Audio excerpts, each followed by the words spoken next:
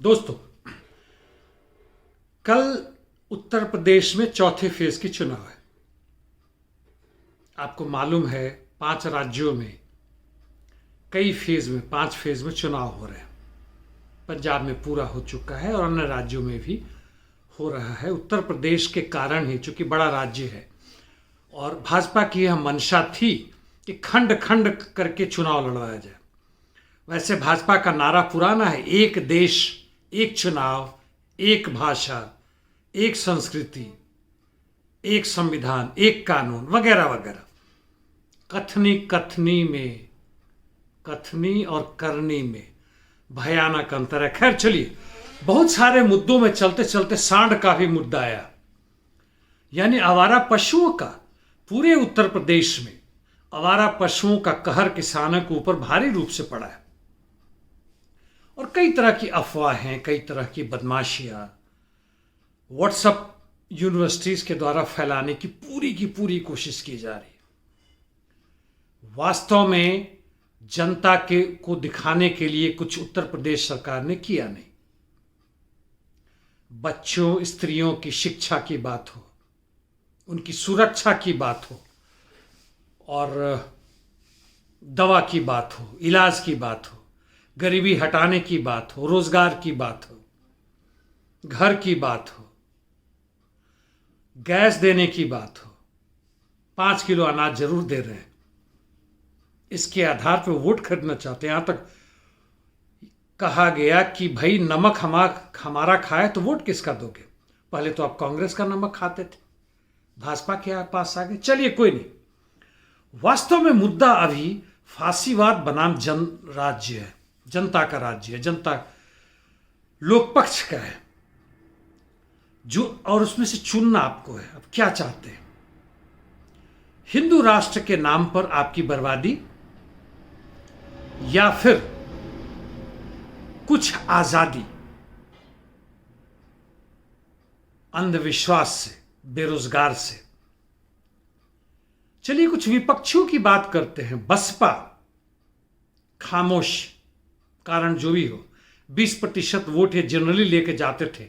इस बार अनुमान है इस गहमा गहमी में काफी घट जाएगा, शायद आधे तक रह जाए। AIMIM यानी ओवैसी की पार्टी, मैं उत्तर प्रदेश में जहां भी गया इनको एक भी सीट नहीं मिलने वाला है। बिहार में 5-6 इनको सीट जरूर मिल गया, बंगाल में नकार दिया गया, उत्तर प्रदेश में भी नकार दिए जाएंगे। सपा मुख्य प्रतिद्वंदी वही है आज भाजपा का, और कई आंकड़ों से इसके बावजूद कि गोदी मीडिया द्वारा पूरे दिखाया जा रहा है कि भाजपा पूर्ण बहुमत से आ रहा है, सपा ही प्रमुख दल के रूप में उभर रहा है। शायद बहुमत से आ भी जाए कांग्रेस, कुछ संजीवनी बूटी का काम हो रहा है, मिल रहा है, हो सकता है आ जाए। जहां तक सत्ता का बात है, राज्य सत्ता की बात है, इलेक्शन कमीशन, चुनाव आयोग, न्यायालय, प्रशासन, पुलिस, इनके काम के बारे में ना चर्चा किया जाए तो अच्छा है। कुल मिलाकर पक्ष विपक्ष, सत्ता, राज्य सत्ता, जिसे कहा जाता है कि वो निष्पक्ष है, यानी वह जनता का, जनता के लिए, जनता के द्वारा शासन है, मजाक बन चुका है। और सारा का सारा चुनाव एक तरफ जहां धार्मिक आधार पर हो रहा है, दूसरी तरफ जातीय समीकरण उसके अंदर अंदर पूरी तरह से काम कर रहा है। दलित, ओबीसी, अगड़ी जाति, मुस्लिम, ब्राह्मणवाद, कुछ जनता के ऐसे विभाग हैं जो लड़ रहे हैं, काफी वर्षों से लड़ रहे हैं। होम गार्ड्स के वो कर्मचारी जो अपने आप को परमानेंट करने के लिए मांग के लड़ रहे थे। लाखों की संख्या में शिक्षक, बुनकर, मुस्लिम छात्र,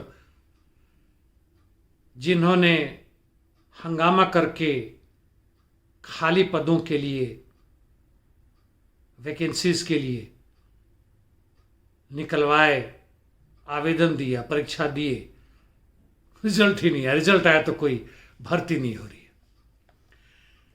यानी पूरी तरह से मुट्ठी में है फांसीवादियों के जिस तरह से भी हो, फिर भी फांसीवाद बनाम जनता युद्ध नहीं हो रहा है।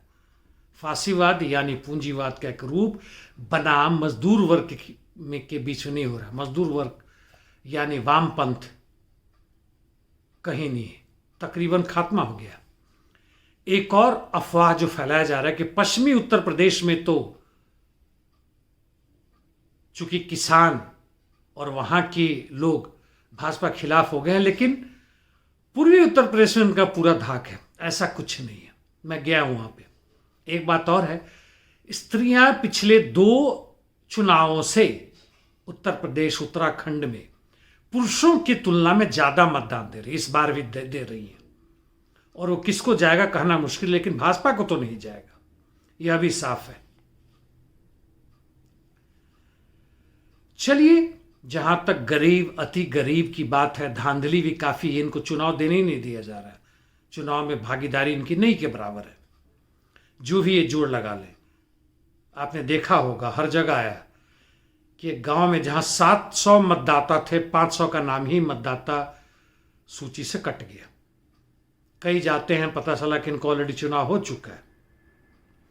वास्तव में कहें तो 5 चरण का जो चुनाव था वही अपने आप में धांधली है।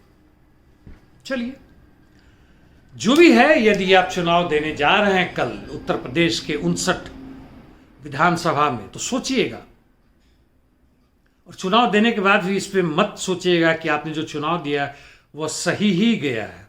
और सही जाने के बाद भी यदि आपका मान लेते हैं कि आपका विपक्ष का एमएलए जीत जाता है, तो कोई जरूरी नहीं कि वो उसी के साथ चिपका रहे। कांग्रेस, सपा, बसपा, इस सबसे भाजपा में जा सकते। ना भी गए तो किसके लिए काम करेंगे? क्या आपके लिए काम करेंगे? धन्यवाद दोस्तों।